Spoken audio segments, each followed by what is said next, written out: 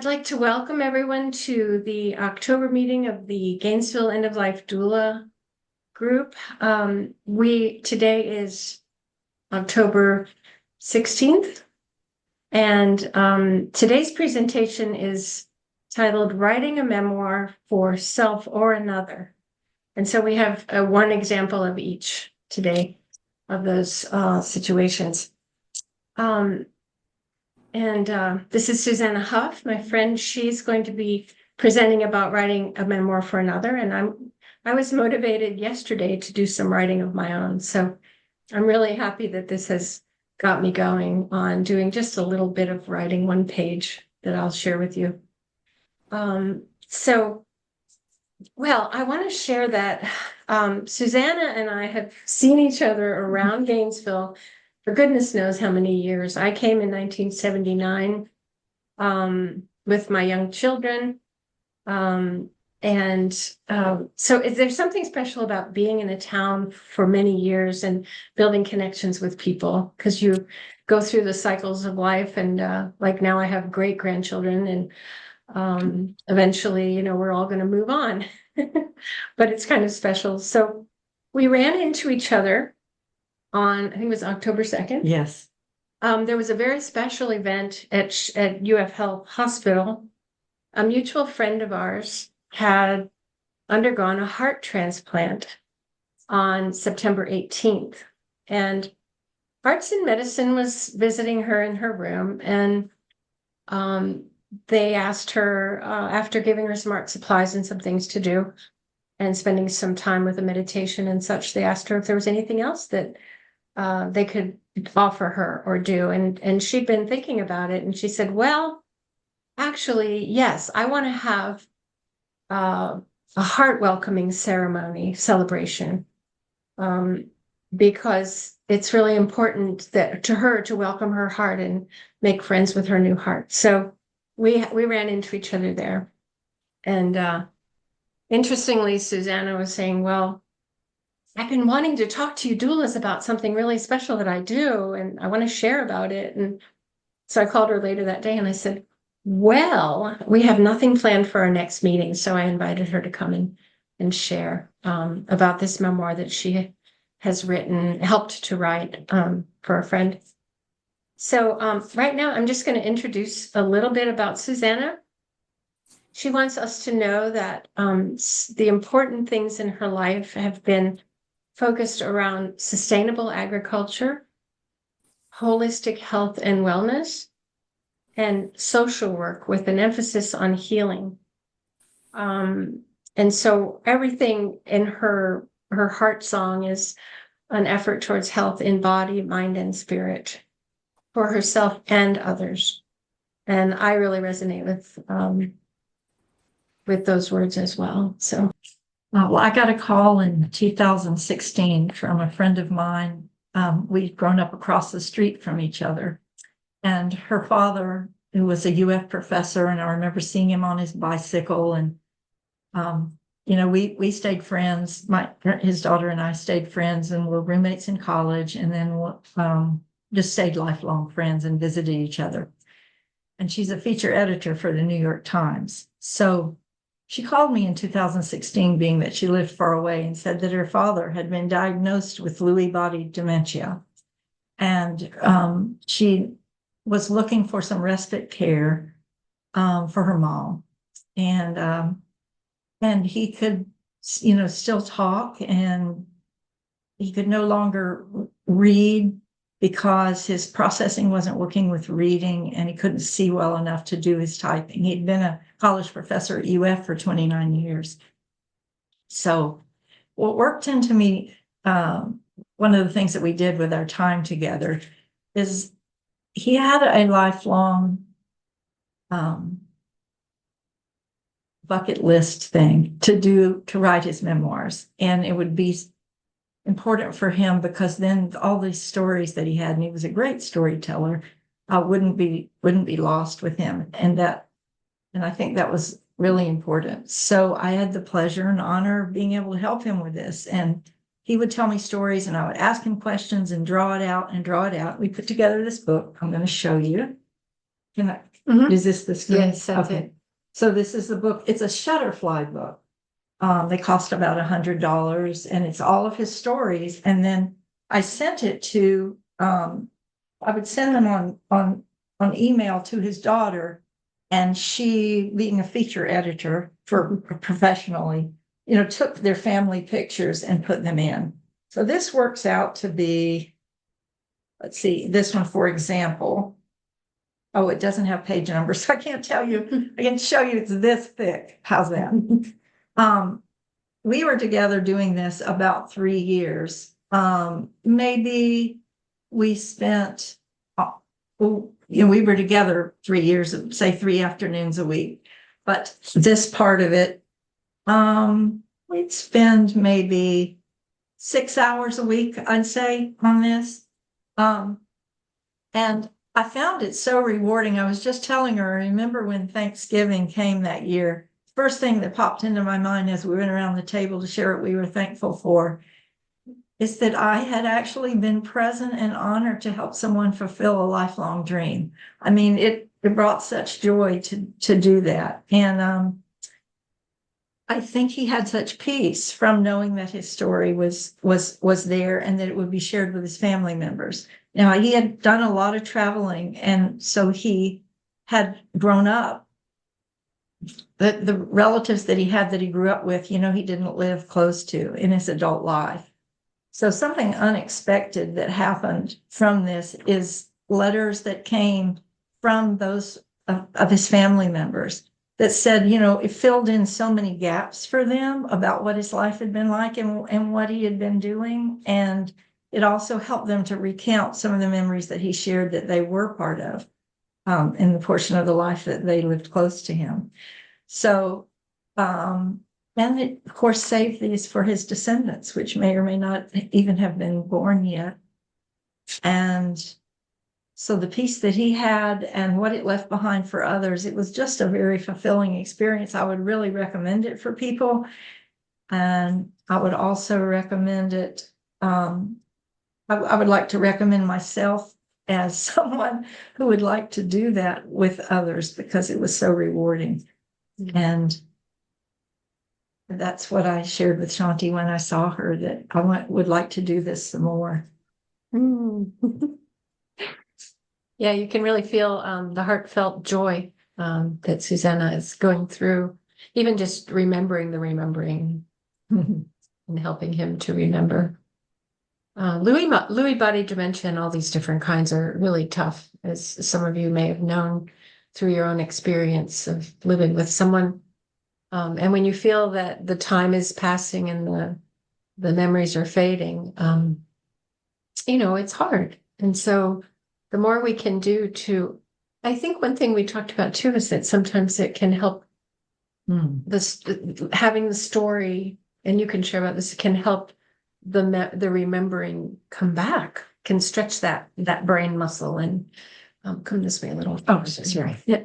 We're just going to turn into a little conversation. Yeah, I could say something about yes, that. do. Yeah, it's just that I don't know in all families, but in some families we get really rutted into the dynamic that we have with each other, and we aren't exactly the right person maybe to draw out the feelings around experiences. And so I think it worked out really well that it was a different person, because his family shared, I don't know how you got him to talk about all this, because he doesn't talk to us about it. And that was interesting to hear. But I just kept asking him questions. And I think I asked him to give me imagery of when he would make notes of the different stories that he remembered over the times I didn't see him. And then so he would have a little note about a story. So I think pulling out the imagery was very important.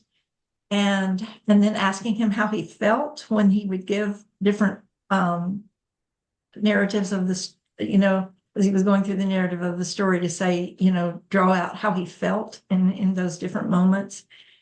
And I think also what can happen by these stories being drawn out is that a person can bring up things that are yet unresolved. in relationships or something there's left to do about something.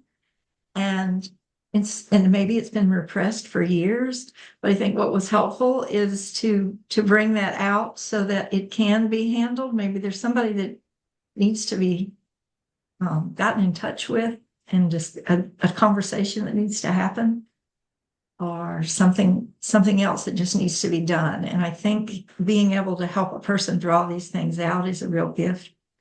And sometimes even if that that other person in the relationship that had a difficulty or a challenge isn't around anymore, or you don't feel it would be helpful to reach them, you can still resolve things for yourself by having another human being to listen deeply and lovingly and care. I know a lot of us, I know myself, I have people who have died and I wish I could have a conversation with them, but I can clear it for me. And I can release that energy, and so that I can be more clear and joyful in my life and leave things behind. And then you talked about, so it's interesting because some people, whether you're an end-of-life doula or not, or a family member, some people, caregivers need respite. Some doulas have said, well, how do I start making a living at this? And I'm like, well, you could just charge $25 an hour to sit with someone, so that the wife or the family member can go out and do things, so that their person is safe. And in the process of being a friend, a person in there spending a few hours together, you can naturally activate a conversation. It can lead to comfort, a comfort feeling. And also, you were talking about how you could just go do errands or take a walk or watch a movie even, or reading, just having that time, and it being someone who's not, like you said, in the family dynamic, someone who can come with no history, can be really helpful. The person that I wrote the memoir with, he'd had Lewy body dementia. So there was a big shift as we went along in time, from his recall and his ability to express. And so sometimes there would be repeats.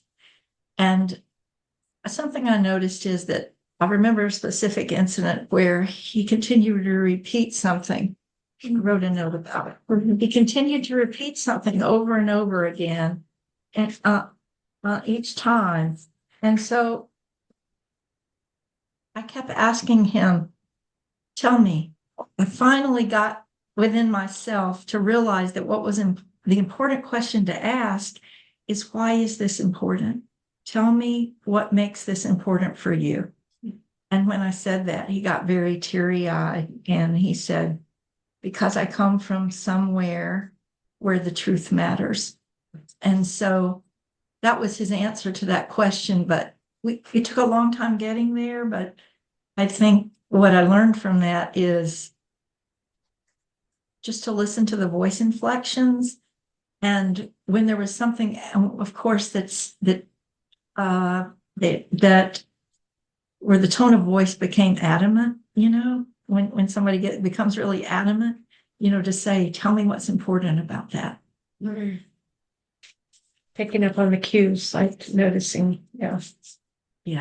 And I think it's good if we're not afraid of feelings, like, if you can be willing to accept feelings, whether they're happy feelings or sad feelings or angry feelings, just letting the person feel free, emotionally free to talk about what's real. I love that part about come from a place where things are honest. What do you say?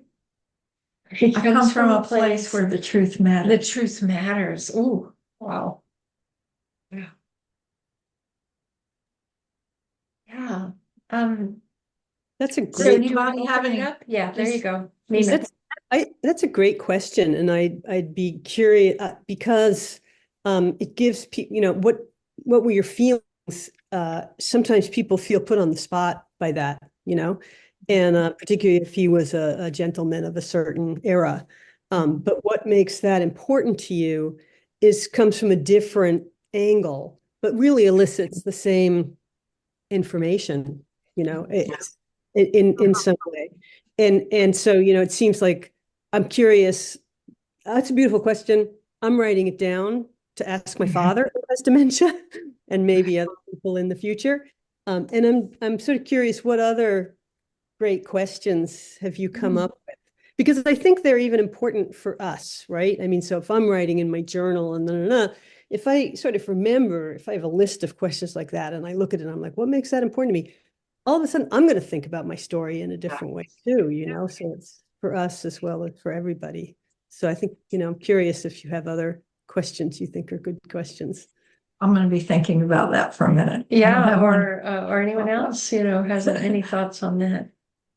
Yeah. I was thinking I might, do we have time? Yeah. If I found a little story, do you have something else to talk about for a minute while No, I was gonna ask you just a little detail. Yes, so that we a can have a little little story. window into your this huge book that took 3 years of working together to come up with all of that. Yeah. I have one in particular I'm looking for, so we'll have something else to talk about. Sure. If anyone else has any other thoughts about what are effective ways to be a deep, active listener and encourage someone to come forward or just feel safe. Helpful. Yeah. Well, people talk about open-ended questions, and so I've learned about that and really thought about asking things that aren't answered by yes or no. But I'm thinking about why I like that question so much. And I guess in my experience of thinking about that, why questions are alarming. Why questions are asked for a justification in some subtle way. And so you say, why is this important to you? You said, what makes this so important to you? It's sort of a gentler I would feel less put on the spot if it said that way, then why is this so important to you? Which is a different or even what about this is so important, because that changes it. And I agree that for certain personalities, well, it kind of puts the cognitive and the emotional together in a way. It's not like, show me your feelings, rah, rah, rah. And it's not like, okay, rah, rah, rah. It's a blend of the emotional and the spiritual too. Just like it's beautiful. Yeah. Did you find it? I found a little story that I was Great. thinking of. Also, if they're writing this, so these stories aren't lost for those that come after them, a way of wording the question would be, what would you like your family to know about this event? That sort of, if it's a hard moment or something, that might shift it a little. And then just one other thought on that too would be like, if so and so were here with you now, what would you want to say to them? Could be yeah. This was a little story from India. In 1977 in Pune, now Pune, India, I hitched a ride on an elephant to go to the top of an 8 or 9-story temple. We rode in small groups, several on each elephant, in a caravan of elephants. We lumbered up the stairs to the top of the temple. After viewing the sights, my Mehoot, which is an elephant driver, fell ill. So he and I went down alone on our elephant to take him to get medical help. I steadied him while we rode down as he felt weak and faint. It is a good thing the elephant knew the way down. That is my only experience driving an elephant ambulance. So I just like that story, and it's short, so I thought I'd share it. Nice, yeah. Because he described to me in detail about how he had to literally, he'd never been on an elephant before, and he had to literally hold this man on the elephant while trying to steer the elephant down the stairs. The one who was supposed to be steering it himself. Right, because he had passed out. Jean, I think, Jean Robinson, I saw you have your hand up. What would you like to say? Suzanne, I know that was a wonderful gift for that family. What drew me to this webinar was writing your memoirs. And I really thought it was about writing my own memoirs myself, not so much tied in with another person and interviewing and things like that. So, would you have any suggestions if someone wanted? I'm having a little stuckness about getting started, and would you have any suggestions on, you know, kind of what type of a format? I thought about stories. That's kind of interesting. Or I've been a big traveler in my lifetime, and I'm kind of wanting to incorporate some of that in, or what that's meant to me. I kind of got this inspiration through COVID. When we were all locked down, it's like, what am I Yes. missing here? And so, is that something or a service that you could provide us? I didn't quite know where this webinar was going, whether you hire out yourself, or you have resources, or can you speak to that at all, or I any would like tips? to hire out myself to come and be with people and see if I could help you draw out what direction you would like this to go. Yeah, or even a consultation, let's Sure. get started type thing. Yes. Yeah. You know, Sometimes. And yeah, we can meet at the senior center, whatever. I think sure. it's, you know, I've never done anything too much like this, so a little bit of that fear. I just want to jump off that diving board and get started, and however it comes out, it comes out. And Yeah. but I do feel like you need to have some sort of organized in my thinking and Yeah. some way to move forward. I've seen a lot of outlines. There's books, and Yeah. again, I'm kind of get frozen about all this. So, Well, yeah, and there's nothing like having a gentle, wonderful hand to reflect to you and show interest in it and probe and kind of know in a tender way how to help you proceed. So, I mean, this is not a promotional event, it's a share, but also, we do have our services that we offer, and we're not working at Walmart or at a hospital. We those of us who do this work of passion, we enjoy doing it, and we appreciate being appreciated and oh compensated, yeah, it's wonderful, and and stuff. yeah, But I'm new. I'm kind of new to Gainesville, 10 years type thing. So, I don't really go to the senior. I get their little newsletter. And I've done a few things over the years with them. COVID really took the wind out of my sails, so to speak, and I'm just trying to get back into some activities. But so that being said, I don't want to take up the webinar time, but are you going to be sending out resources, or how would well, we well, how does that work? what we'll do is we'll both put our emails into the chat, and you Okay. can just email us, and we'll, share from there. We'll go from there. Okay, but And then Susanna's more about with the writing and that type of thing, right? mhm. Okay, Yeah. Well, yes, and I would like to work with you. And Shanti and I were talking earlier how a person at the end of life has their life story, but they also have their things. Mhm. And she and I both were sharing that we had brought a lot of things into our house from our parents.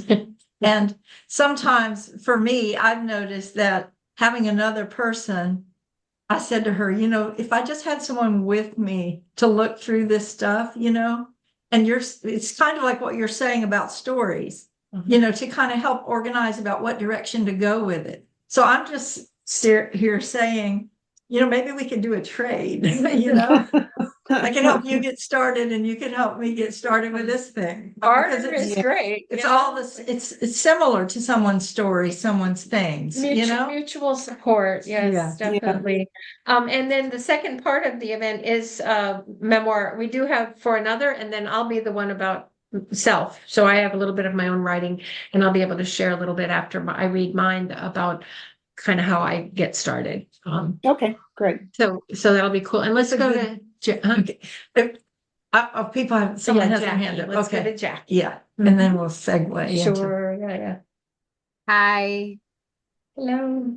I was just thinking when Jean was asking that question that she doesn't know what to write. One thing that I started doing for my family is there are lots of stories from my great grandparents and grandparents that I've told my children. If I didn't do that, those children wouldn't know those stories. And it's like it could be the smallest little things, or hobbies and stuff like that. So I am building a website for our family in particular, where we're going to have a page for each person where we have like a memoir, where we have little details about them, so that 3 or 4 generations down from me, they'll have that information. You know, Right.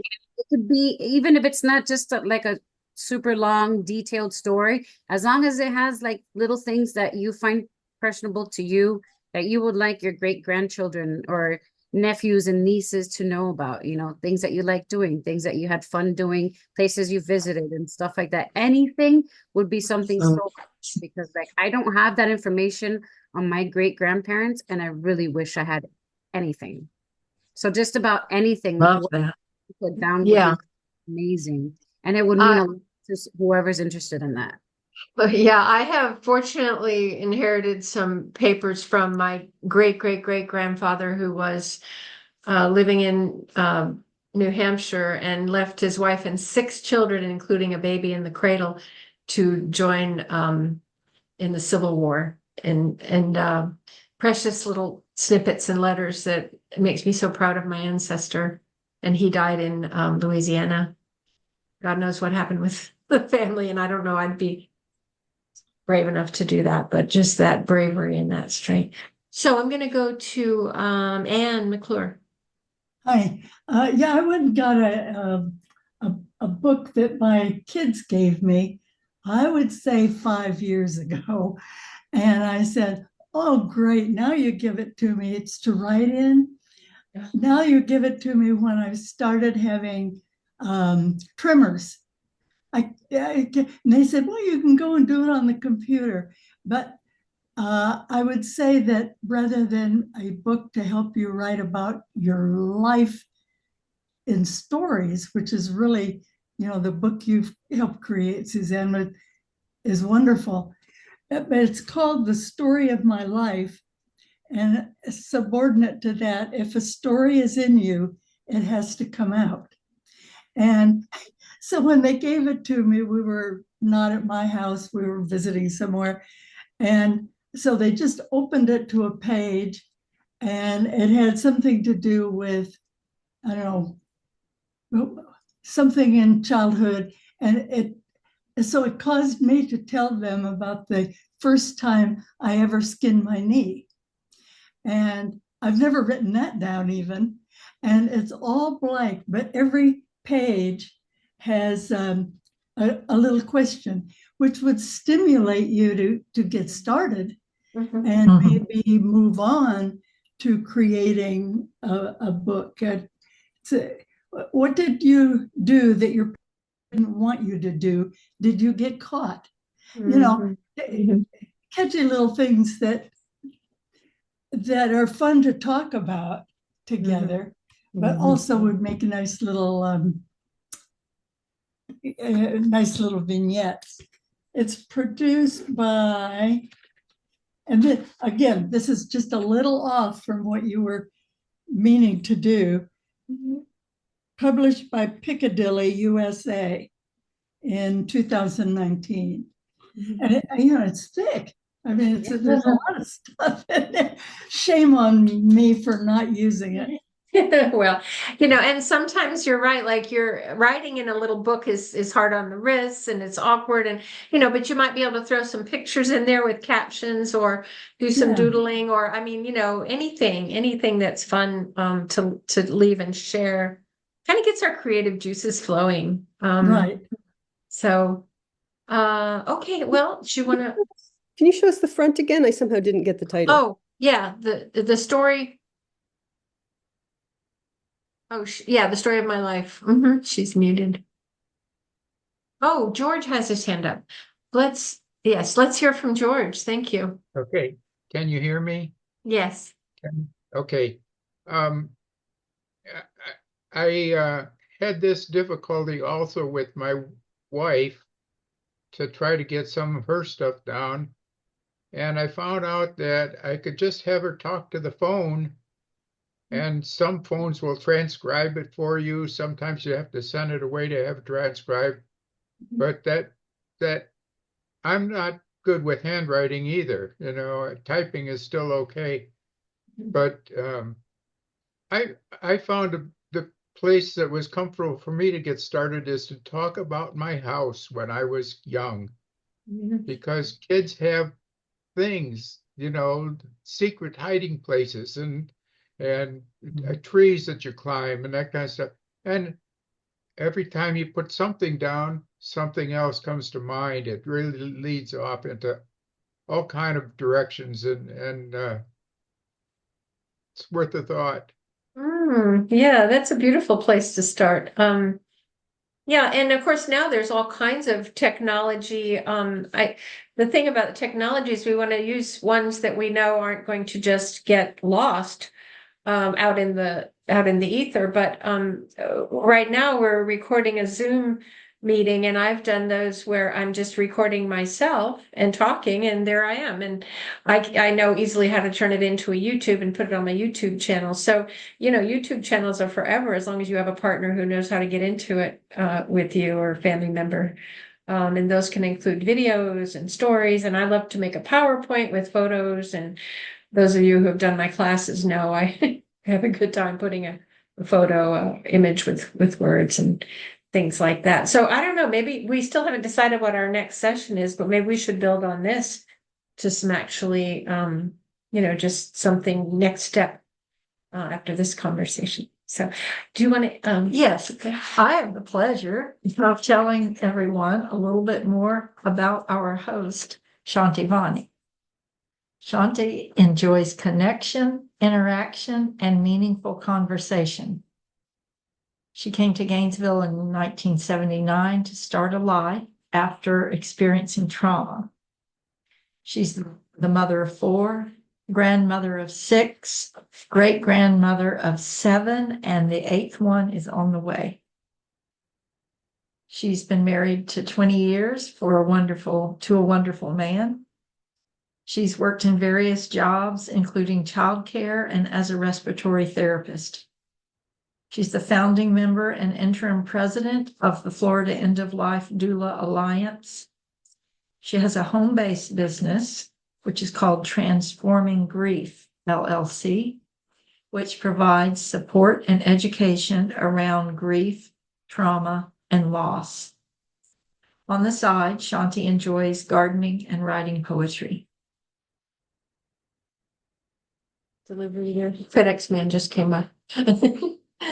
Okay. Thank you so much. This is just a great pleasure. Some of you know I've been kind of manning these meetings alone, and it's wonderful to have opened up to someone as wonderful as Suzanna to help with it. So this is fun because I said, oh, well, maybe I'll go find some of my dad's memoirs. And I was like, no, I'm just going to write something. And so it gave me the opportunity yesterday to write these 5 little snippets. And I sat down in my living room with a piece of paper and pen, and I didn't know what I was going to do, but I'm just going to share these with you now. I'm 3 years old, sitting out in the chicken coop in the backyard of our family home in Addis Ababa, Ethiopia. I've lived nearly my whole life in Africa. The first 2 years were in Monrovia, Liberia, but I don't remember much. Now I'm here in Addis, out in the chicken coop, sitting in the dirt, holding a fluffy yellow chick. The broken eggshell is adorned with chicken poop, and a few soft feathers lie on the dusty ground. I'm holding a baby chick. I feel so alive. My hands are shaking as I wonder how she got here, born out of an egg. I wonder how I got here, born from my mother's womb. At 3, I don't know the word womb, but I know the sensation of warm blood coursing through my body. I hear the heartbeats, the thump, thump, the thump, sounding in my ear. Part 2. I'm 7 years old, walking to Parmenter Elementary School in Hastings-on-Hudson, New York. Tomorrow, our 2nd grade class is going to the Hayden Planetarium in New York City to learn about the universe, and I'm so excited. Can't wait. I'm going to bed early, so I'll be refreshed and ready in the morning. Little time goes by. Stretch. Oh, I slept really well. I'm taking a bath, getting ready for my best day of the year. Hey, what's this? Spots on my tummy? I call out, hey, Mom, I got some pink stuff on my stomach. Come look. She comes in and looks me over, and Mom decides I can't go to the planetarium with my class. I'm so disappointed. She took me to the doctor who told us that I have rheumatic fever. It's something about my heart. Mom looks very worried, but she doesn't say anything. I wonder what's going on. I'm afraid to ask. Am I going to die? We don't say anything. Part 3. I'm 12 years old, sitting alone in my room. Yesterday, my sister teased me. She hurt my feelings. She was going up the street and I asked her, where are you going? She said, crazy, want to come? And I said, yeah. And then she ran away. She was bigger than me and older than me. She ran away, leaving me behind. I look up to her, but she looks down on me. At dinner last night, she screamed, blew snot in her hand, and ran up the curved staircase from the kitchen to her room. Mom looked sad. Dad was mad. I felt bad. And nobody did anything. Nobody said anything. Part 4. I'm 16 years old. It's 2 a.m. and I sneak out of the house with my friend.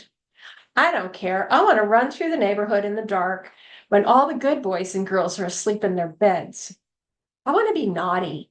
I feel a rush of excitement, a sense of possible danger. We tie aluminum trash cans together across the street with a rope. A driver is startled when the clatter of the cans clangs behind their car unexpectedly. We return to the house at the crack of dawn. Mom is at the back door. She doesn't do anything. I go to bed. On part 5. I'm 19 years old, painting my black 1963 VW Bug with 12 cans of lavender spray paint. I love my Bug, my first car. It's August 1969. I drive the purple Bug from Cambridge to the Woodstock concert on Yasgur's farm. I sit up front, but it's too crowded and too loud. I go to the outskirts, it's way better. After the rain, I slide in the mud, bathe in the pond, drink soup, eat magic mushrooms, and feel the collective energy of young rebels in these changing times. Country Joe and the Fish sing, whoopee, we're all gonna die. A baby's born in a tent. Someone overdoses. An unknown flower child is run over by a tractor and killed while sleeping in the tall grass. Richie Havens hammers away on his guitar with a passion, singing one voice for all of us. Sometimes I feel like a motherless child. Freedom, freedom, freedom. That's it. So thank you guys for coming and for giving us the opportunity to do that. And I'm just open to feedback. It's a little scary. I think I'm flushed. But it was fun just to say, you can come closer. You know, I'm 3 years old.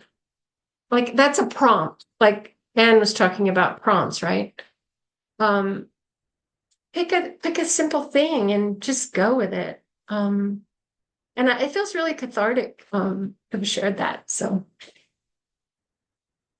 yeah. Open to feedback.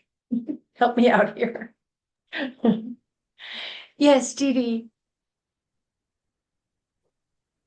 I am really enjoying this presentation. It's wonderful. Love both of your presentations. And I really like that you're saying your story in the first person and ages. And that really helps a lot to kind of think of a way to start. And I just have to say, I believe that you said that you were in Hastings-on-Hudson, New York, because that's where I grew up.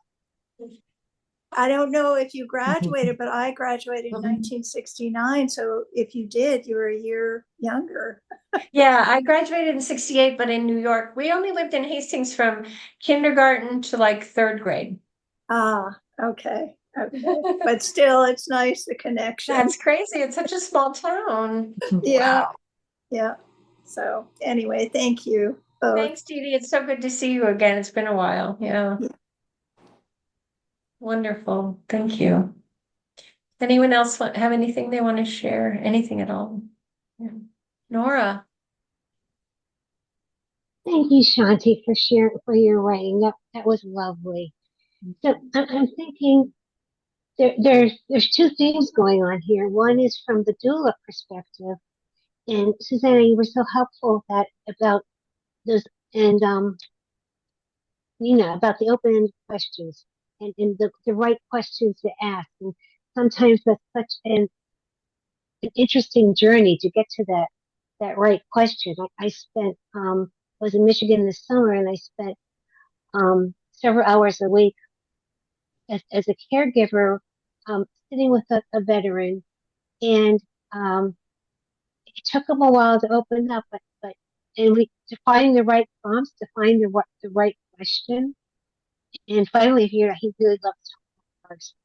So I could get him to tell me about his first car, and then he'd tell me about his dad's car, and then he'd tell, just blossomed into history based around cars. So there's the way to get other people to talk about their stories. So if you can look over the shoulder, there's a bunch of boxes. So I just moved down to Florida full time. I'm not a snowbird anymore. And those are the boxes I pulled out of the garage and shed that had been sitting there for the last 8 years since my last move. And I started to look at them. I'm like, oh my gosh, this is stuff. These are photographs. This is my history, and I need to do something about it's like I have to do it for me, and perhaps for a legacy for family.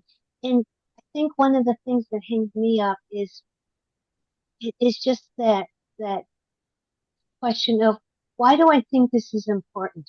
Why is there's that self-deprecation thing of why is my story going to be important to anybody? So, Or what makes this important? right, Yeah. right. Yeah. But yeah, so I think just even defining for myself, why is this important to me? What am I covering up? What don't I want to say? Would be an interesting journey. And that just might be a journal, rather than something that I would share with others. But this is also interesting, and it is hard to get started. Thank you both.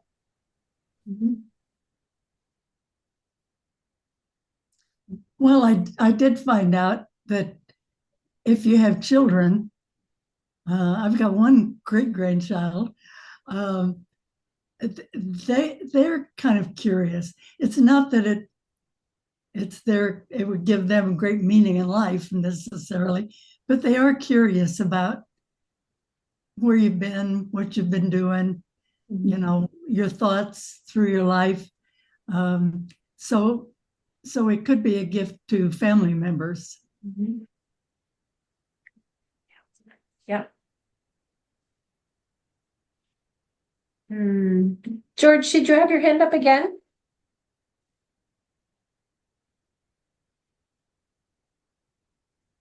It was kind of an accident just when I heard Hastings on Hudson, Briarcliff Manor. Okay.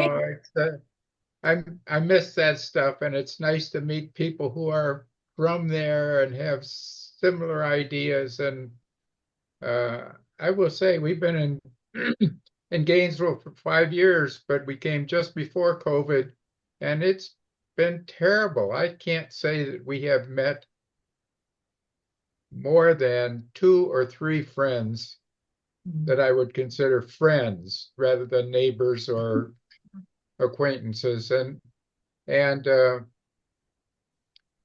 this group has been very good for me. I mean, it's like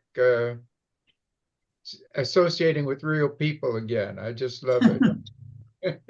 I don't know what a doula is. An end-of-life doula. I presume it's like a midwife doula. Um, but I didn't know there was such a thing, and it's I think if I'd known about it a few months ago, I might have been able to get in touch with one of you before my wife had to go into memory care. But Oh. because a lot of people you hire, okay, they're CNAs or they're, you know, no experience, no a view about this wide and a good heart, but no tools. Mm. And I think it's wonderful that you all are doing this. It's really so necessary. Yes, when my mom I lived with her for 3 years. Her house is just a few miles away from our house, but I had to move in with her in 2015. And I heard on the radio somewhere something about death doula and life doula. So I looked into it, and she died in April of 2018. So I immediately in June, I went and got a training, and it was just a weekend training, and it touched on so many topics that basically an overview of what doulas do. And then I pursued the areas more deeply that I was interested in. But it's really a wonderful growing movement. I think, well, here we have Nina, Nora, myself, and Laura Coleman. And I don't know if there are any other doulas here, but we're each has a different approach, a different sort of experience, but we're so glad to assist people in easing life's changes. It's definitely a calling, and I think this has just been an amazing group today. We are getting close to time, but if you haven't put your email in the chat, please do, or if you want to put your phone number there. And we will plan on the second Wednesday at 3. But what I'm also, go ahead and type yours in. You're right there. What I'm thinking would be great to do would be a live workshop at the library, which is free and open to do, that we could promote. We might wait a bit until the first of the year to do that and talk it up and prepare for it. I don't know. But where we actually do multimedia, bring your laptop, bring your pictures, make a collage, prepare for your book, even a sewing machine if you want to sew scraps of your loved one's clothing together and make a quilt or a pillow. I mean, just do a multimedia memory event workshop. I would love that. And so, but we need input. We need you guys to say, hey, I'll be there, and here's my part, here's what I'll do. Yay. Excellent. And the senior center is a great way to advertise these things. Nick's been great about it. We'll just put out the word, and he'll most likely put it out there. So rewarding, isn't it? So what I'd like to do is, we just have a couple minutes, but I love to end these meetings going around the circle and sharing one thing that you've enjoyed about being here today together. We don't know if we'll ever meet again, but we hopefully will. But just something you'd want to share about today. Thanks for forcing me to bring out that book that I have had on the shelf for 5 years. Maybe I really will take action. Nice. Great. I think would it be easier if I go ahead? I think to see so many people who have the desire to do something about their heritage is important. I thought, oh, gee, I really ought to do a family tree. And I did a family tree, and believe it or not, I found a George Heinrich in the 1600s. But it's just all names. And now I say, oh my goodness, you can't even find anything in there. That was clearly not the right way to go. I should have started with close in people and, relatives and almost relatives and the people I grew up with in a small town in Illinois and what may have happened to them from there on. But you can start from any place. It's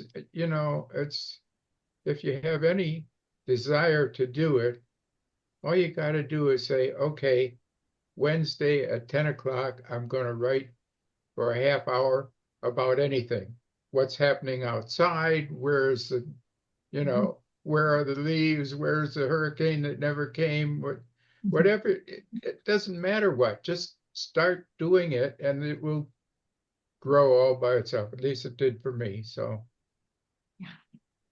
Sweet. Yeah. I was just thinking, would it be easier if I just call on people because we don't know who's to speak next? Nina, any little last share?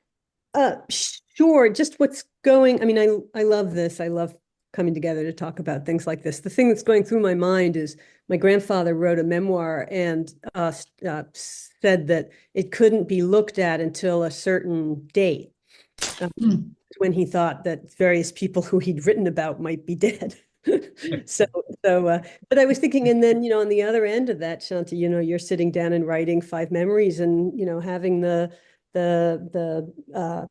an openness to come and read it to us the next day, and so, I guess I'm thinking, you can be very private about this, you can think about being, more public with this, like there's different ways, like it would be huge for me to sit down and write 5 memories and then read it to a group of people I didn't know. It would be like, that would take a lot of bravery, I want to just commend that, but also just, there's a freedom, you can share it the way you want to share it or to whom you want to share it. Thank you. Or keep it locked up for 50 years. Yeah, like grandfather. The time tube. Let's see. Oh, okay. I'll just call on, let's see. Nora, you have anything you want to share to end up here? It was somebody, I think it was George, mentioned recordings, and those are important. In 1957, my dad had a new Wallens something reel-to-reel tape recorder, and he recorded his mother. He asked her some questions, and found those reel-to-reel tapes, had them transcribed to cassettes, then to CDs, and now I have them digitally. I have them on my phone. And I made a thumb drive for my granddaughter, these recordings. And it made me have to go and dig out the explanation for some of the things she was talking about. So there was that shared history. It's making me think more deeply about this is important. These are things that we have, memories that nobody will understand in 50 years, like rotary phones, right? So some of these things are just to get them down, get them recorded, might be valuable and interesting to people down the road. Thank you, Dora. I see Josephine. Thank you for turning on your camera. Would you like to share anything? Yeah, my brother wrote a book and he's told me that I needed to write my story. So I guess that's something that I need to do since I've just turned 80. I guess it's time. Oh, wonderful. I hope we've stimulated some of that in you and got you going here. Yeah. Thanks for the workshop. Thank you. Let's see, who hasn't spoken? Jackie, did you have anything you want to share? Well, I'm sorry. That's okay. No, just that thank you for the workshop, and the Shutterfly book was a very interesting idea. That would be also a nice gift to give, a family that you're working with that haven't really been able to, they've been dealing with the patient and, dealing with everything else and all the stresses of life. So it would be a nice gift to give them. Very nice idea. Thank you for sharing. Wonderful. How about Dee Dee? I loved everything. So it's hard to say. One thing that was very helpful is when Suzanna said about writing up your memory. It's like, okay, that was great. One thing I did want to share, sort of kind of on my mind, is this book that I've got. It's The Gentle Art of Swedish Death Cleaning. And I love it. Basically, it's a short little book, but about, we've talked about writing, but also maybe gifts that I can think of to give to my family and loved ones, to have them, as a memory of me. So I'm very inspired. Thank you. Thank you so much. And Laura, did you have anything you want to share? I'll give you a chance. Thank you.